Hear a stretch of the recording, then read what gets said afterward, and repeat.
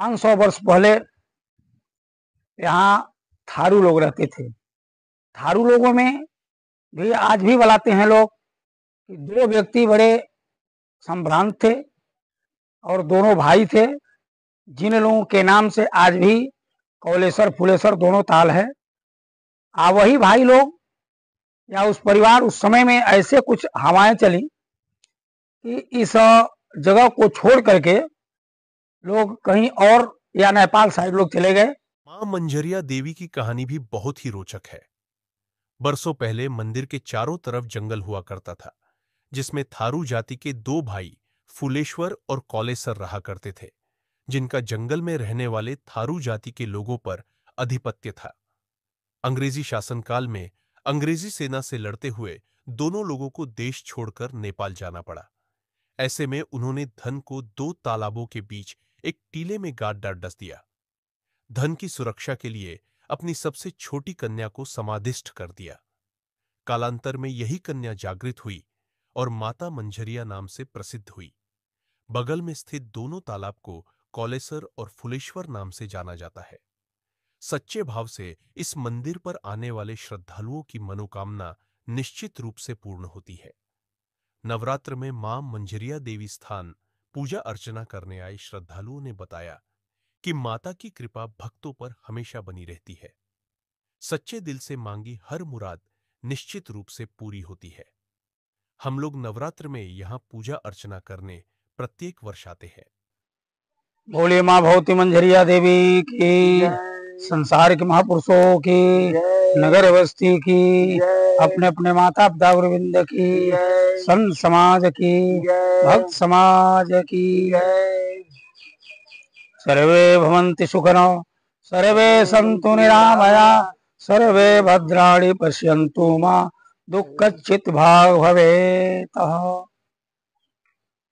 ऐसे महापुरुष लोग या इस क्षेत्र के भक्तगण माता जी के बारे में बताते हैं कि यहाँ काफी समय पहले 500 वर्ष पहले यहाँ थारू लोग रहते थे।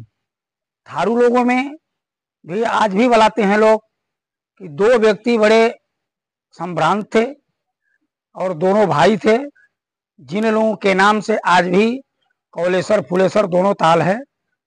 वही भाई लोग या उस परिवार उस समय में ऐसे कुछ हवाएं चली कि इस जगह को छोड़ करके लोग कहीं और या नेपाल साइड लोग चले गए। और यहाँ माता जी के उस समय में ऐसी प्रक्रिया थी कि यहाँ माता जी को रूप में कैसे प्रकट हुई कि एक बच्ची को, नाबालिग बच्ची को यहाँ समाधिष्ठ लोग किए।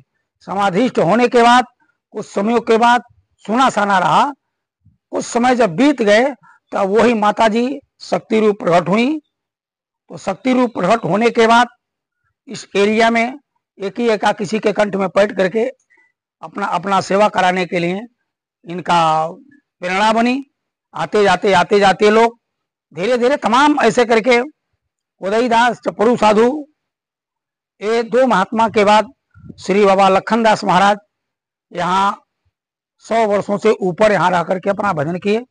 उनके बाद श्री बाबा उमराव दास महंत जी यहाँ रहे। उसके बाद मतवाली जी थे, भवदार दास थे, मुन्नी दास थे। ऐसे तमाम महात्मा लोग यहाँ हुए, यहाँ रह करके अपना भजन किए और उस महात्मा लोग अपने धाम को गए।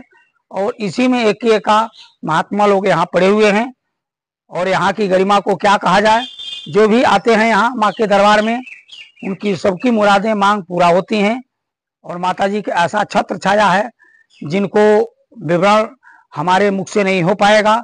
इस क्षेत्र के तमाम भक्तगण प्रेमी लोग इनकी प्रशंसा करते हैं, जो जैसे पाए हैं वैसे करते हैं। इसी अनुसार इसी बीच में तमाम भक्तों के तरफ से अर्चना बंदन सेवा साधन होता जा रहा है। इस क्षेत्र के तमाम बाबू साहब लोग हैं, जैसे ब्रह्मदेव सिंह थे, संडा सिंह थे, उनके परिवार और लोग थे।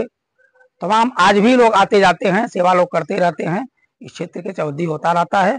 माता जी सबके ऊपर कृपा करती हैं, सबका कल्याण होता है। सर्वे भवन्तु सुखिनः, सर्वे सन्तु निरामया, सर्वे भद्राणि पश्यन्तु मा दुःखचित् भाग् भवेत्। सभी लोग सुखी हों, सभी लोग निरोग हों, कोई भी मानव दुख के मार्ग पर भटकते हुए चलते हुए न दिखाई दें। बोले भाई मंझरिया की जय।